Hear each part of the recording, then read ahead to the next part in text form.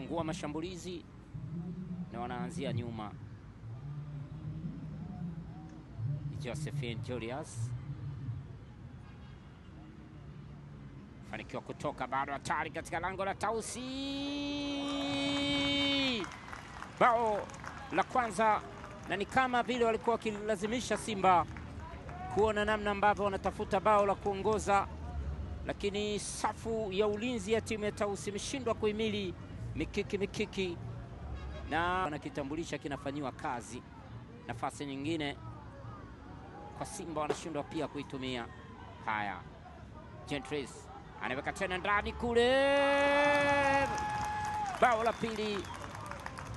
Ni kama vile ambavyo safu ya ulinzi ya timu ya Tausi imeanza kupwaya sasa na kutoa mwanya kwa washambuliaji. Vivian Korozane fika tena kwenye njia, nafasi kwa Simba hiyo, anaitoa tena kwenye njia, goli la tatu.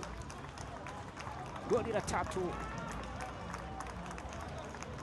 Mambo yanazidi kuwa magumu kwa Tausi FC.